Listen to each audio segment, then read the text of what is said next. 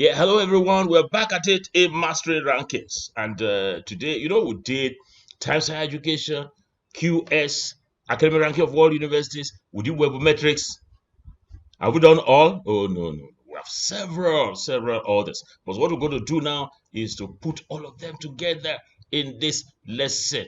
Today is March 9, 2026. And I'm Peter Okebukola. So what are these others that we're looking at? We're looking at US News and World Report Best Global Universities, BGU. We're going to look at this, going to look at this, going to look at this, and then we will look at individual scholar ratings, AD Scientific and Clarivate. Let's begin with US News and World Report, Best Global Universities. We'll be looking at the history, methodology, timeline, application strategies. This is the site. When we get there, you're going to see it exactly like that. Now, let's see the history and background. 1983 was the year. 1983 was where it was launched. But that time for US domestic college rankings. And then by 2014, they decided to expand globally. So you had the best global universities ranking launch. The first edition, 2014, put into the net 500 universities worldwide.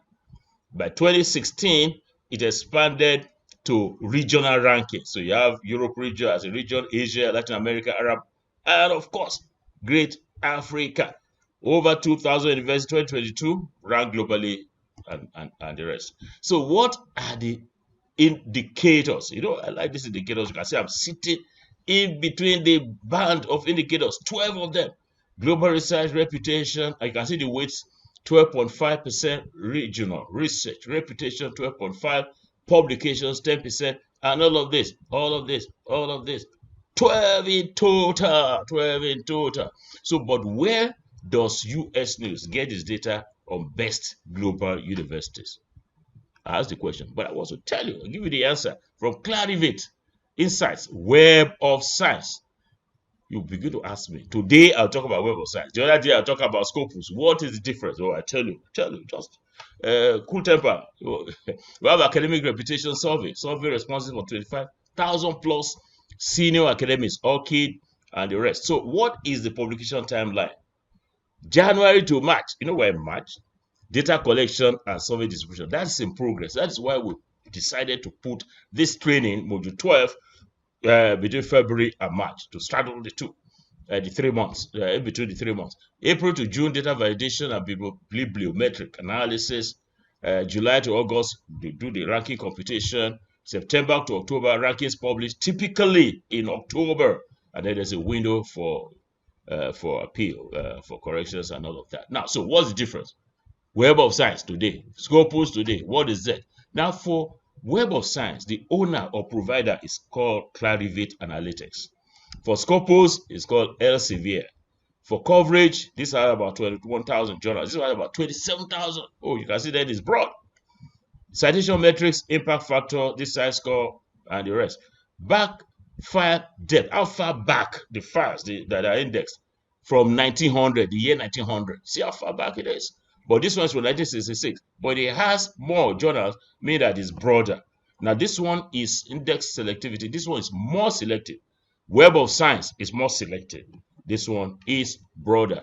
I provided here to the strengths of the two, the limitations of the two, and when they are best for. So, let's look at strategies for African universities to do well. Yeah, to do well in best global universities published by US News. It makes sense now. We have to increase our Web of Science index publications because that is where US News will collect the data. So when you're publishing, ensure that it goes to Web of Science. You ask me, okay, Web of Science, Scopus. Well, just keep publishing in the two camps. Boost international co-authorship.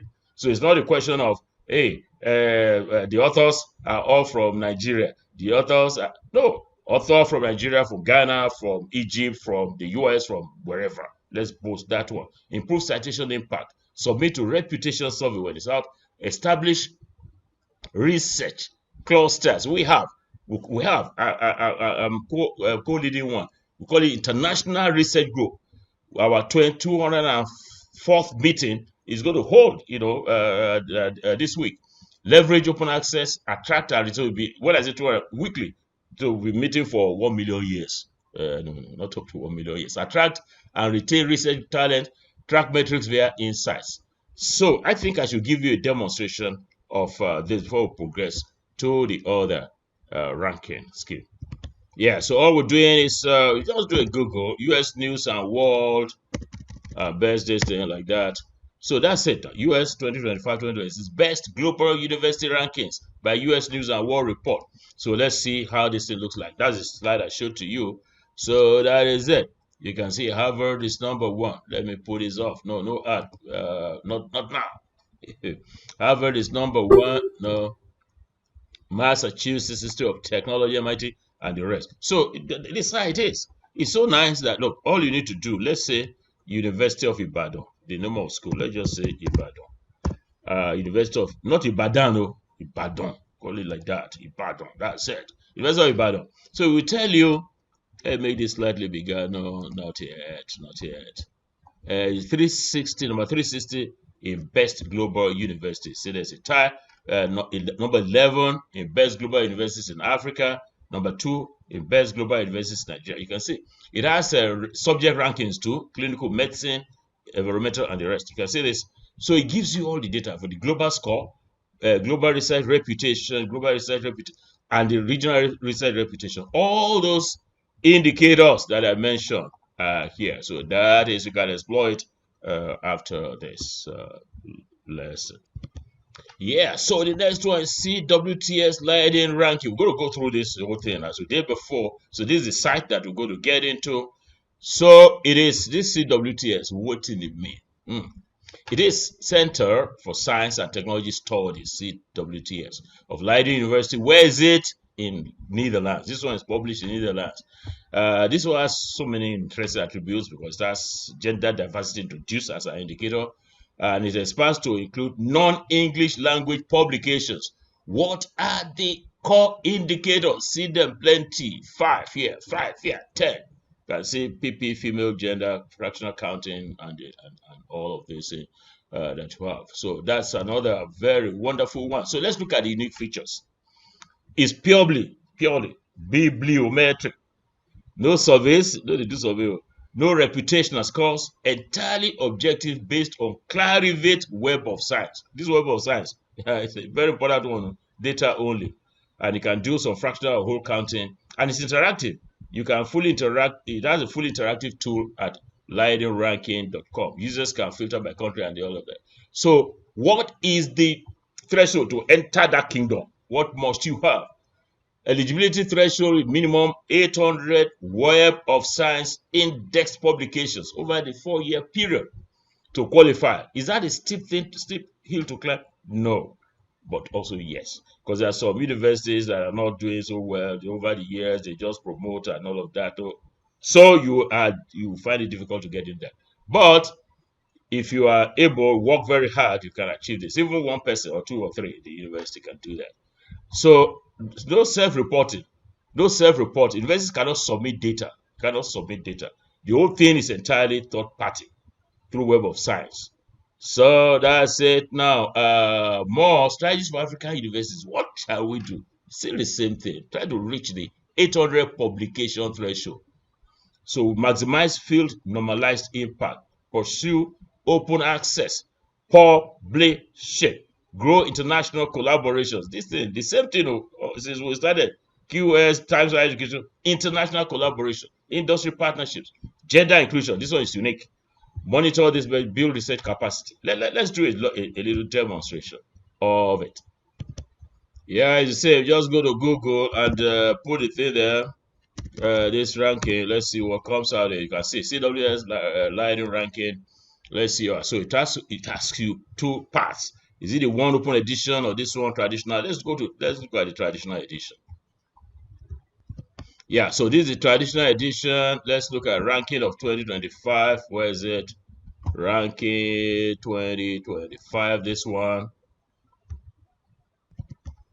Yeah, so the nice thing about this is this field, all sciences, country, world. So for the world, that's what you have for the all sciences. You can tweak this. Let's say Africa. Africa, that's it. Great Africa. Cairo is coming first, but you can also see field, all sciences. Let's assume that it's all life sciences. You can toggle with this. You can toggle. You can just select anyone that you want there, and it gives you the ranking. You can also just walk around with this. You can also select your indicators and their weightings, and it gives you the rankings. Very nice, I tell you. Yeah, after that demonstration, let's go on to the next one. Center for World University Rankings. We're going to go through that same process. This is what we're going to see when we go to that site. Hey, it was founded in Saudi Arabia by Nadim Mahasen. The first global edition was published, that's 2012, first published in 2013, and the headquarters moved in 2017 to UAE, and ranking expanded to cover over 2,000 universities. Now it ranks over 20,000 universities. Africa coverage improved significantly from 2022. What are the indicators?